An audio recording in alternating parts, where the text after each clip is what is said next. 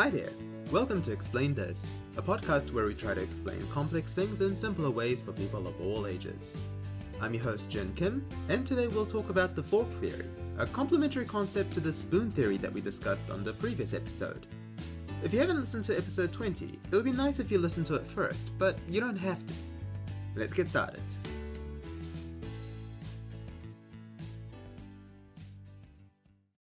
So last week, we talked about the spoon theory, which is a concept that you start each day with a set number of spoons, which act as fuel for the day to do all the things you want to do. If you run out of spoons, then you crash and burn. So you need to be mindful of how many spoons you use and where you use them. It's a really cool analogy that makes us have a better appreciation for how we tick and what our energy source is. But the spoon theory doesn't address another key element of what makes us function. Or in this case, makes us not function. So, someone on Tumblr came up with a complementary theory, the fork theory. We're going to skip the ELI 5 again this week because the fork theory is sort of already a simplified explanation of how we work. So, without further ado, let's jump into what the fork theory is all about.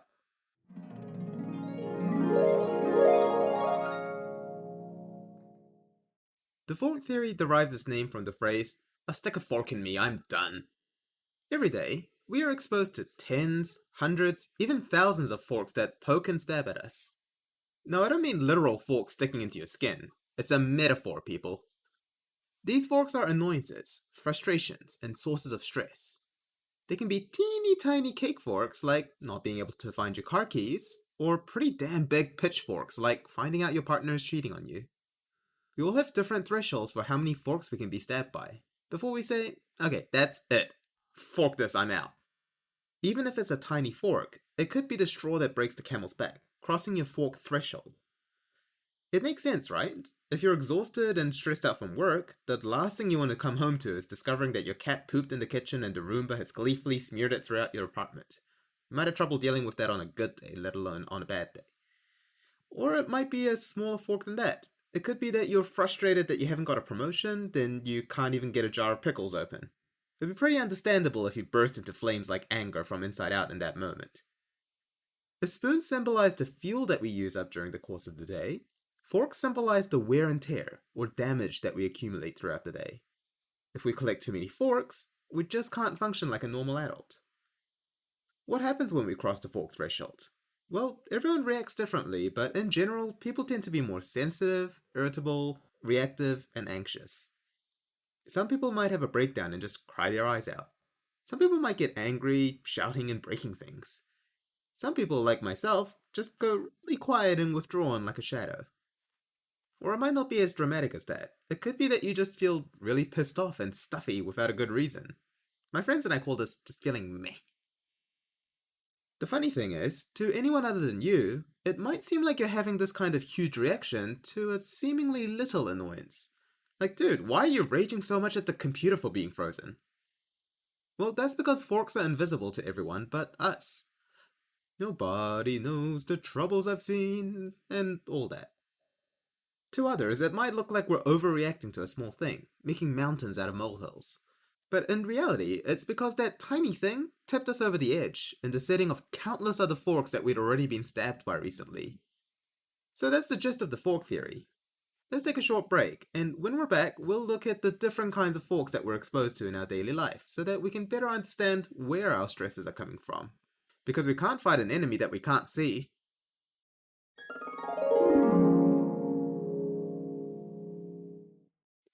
Welcome back.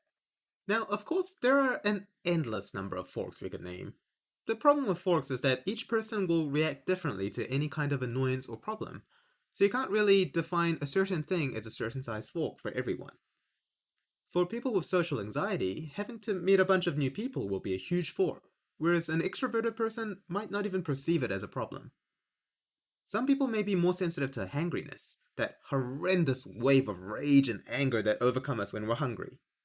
This is why it's important for you to know what are the common types of forks that stab into you. Have a think. What annoyed you today? Was it the dish canoe that cut in front of you at the cafe? Was it when you couldn't find your keys and you felt like you were going to be late for work? Or is it your period giving you serious cramps and just making you feel really moody? I like to divide up forks in life into different categories. The most common yet important forks are the ones related to your body. You see, your body is designed to function, so if you're not taking care of it, it will remind you in painful ways. So if you're feeling oddly sensitive and pissed off, do a mental checklist. When's the last time you ate something? How much water have you drank today? Did you have too much screen time today? Have you been sleeping enough each night? Each of these may be a small fork that are easy to remove, like eating a Snickers bar or taking some Panadol for your headache. But they're common enough and automatic, so it's good to keep an eye out for them. The other forks are less specific or predictable. Another big group of forks are what I like to call frustrations. These are things like road rage, losing stuff, or little accidents like stubbing your toe. Because they're unpredictable, you can't really prevent them from happening, like keeping yourself well rested or hydrated. But we can choose to be proactive rather than reactive. If you aren't familiar with the concept of being proactive instead of reactive, have a listen to episode 3 after this. It's all about emotional intelligence and really ties in well with the fork and spoon theory. Anyway, what I mean is you can choose not to let the frustration be so frustrating. This sounds weird because it sounds like I'm telling you to just get over it, but it's more nuanced than that. There's an old Buddhist teaching that talks about the second arrow. You might not see the first arrow and you will get struck by it, but once you've been shot, you know that a second arrow might be coming, so you can look out for it and dodge.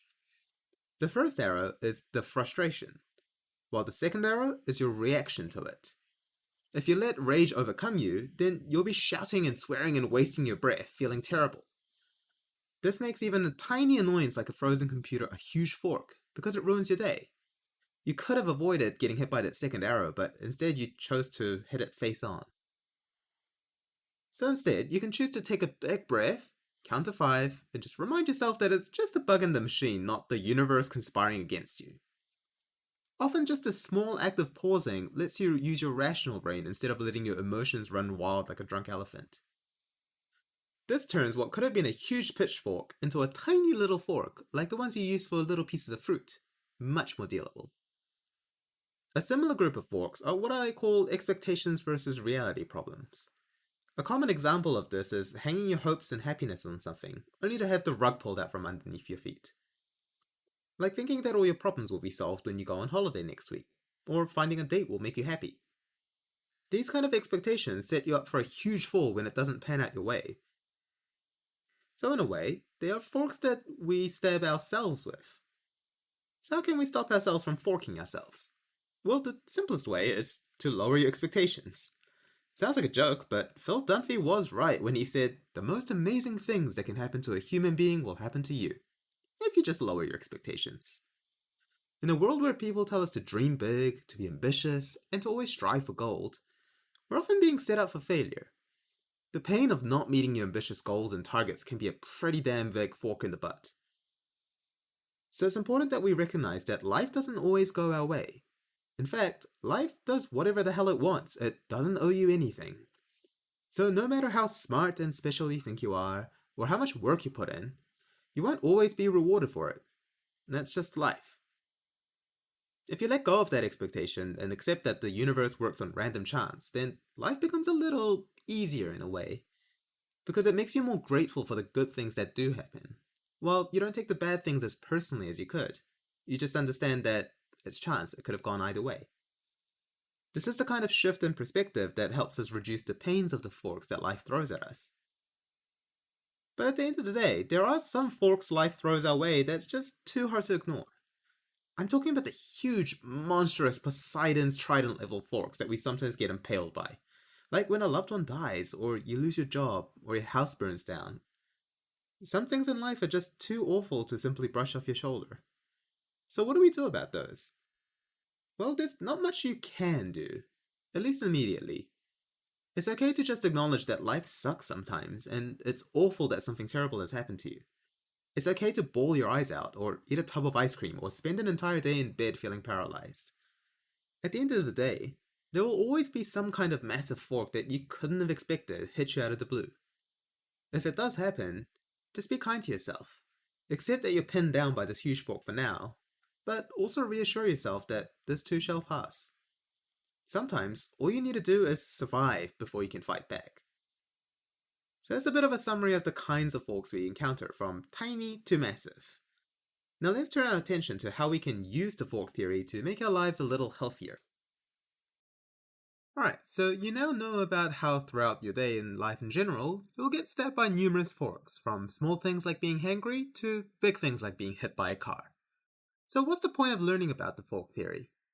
Well, remember that at the start we talked about how you have a threshold? If you have too many forks stabbed into you, you'll stop functioning. So this means that your job as a functional adult is keeping track of how many forks you're already stabbed by, and prevent yourself from getting overwhelmed by that last fork which will finish you off. It's like the opposite of the spoon theory. Instead of rationing how many spoons you have left for the day, you have to keep count of how many more forks you can take before you crash. You might notice that you're nearing your limit in different ways. For me personally, I just feel really antsy and uncomfortable in my skin, like a dog that really needs to go for a walk. I also noticed that I'm more irritable and sensitive, so I get more bothered by loud noises and annoying people, and I feel more reactive to people's tones and body language. It's all a bit sucky, really. Anyway, if you notice that you're nearing your limit, what can you do? Let's go over the following scenario to highlight how the fork theory can be of help to you. Alright, so imagine that you're having a chat with your husband over dinner. At some point, you bring up the topic of finances because you'd been worried about money getting a little bit tight recently. As soon as you bring up this topic, your husband just gets up from the table, walks away, goes to the toilet, and then comes back 5 minutes later. What the heck? How rude of him to just walk away when you're about to talk to him about something very important. Is he trying to avoid the topic? Might be your initial reaction. But let's rewind and see it from your husband's point of view. Well, it turned out he had a pretty rough day at work, with a long commute and a packed train. He got yelled at by his boss, and he'd forgotten his laptop charger so the battery went flat during the afternoon. Plus, he didn't get much sleep last night because he'd also been worried about money. So, already he's got quite a few heavy forks stabbed into him. He was enjoying his dinner because he'd been starving all afternoon, so at least that fork was being dealt to. But he'd been feeling like he'd really needed to pee, but he thought he'd hold it off until after the meal. But when you started talking about finances, that was another big fork coming right at him. So what your husband was doing was not avoiding the topic, but he was recognizing that the finance fork would have been the last straw before he couldn't take it anymore, and he just melted down. So he did the most rational thing someone could do at that time. He removed the easiest fork he could to make room for the new fork. He went to the toilet to pee because that's something he could take care of. He knows that it's important to talk about the financial stuff, so that's an unavoidable fork.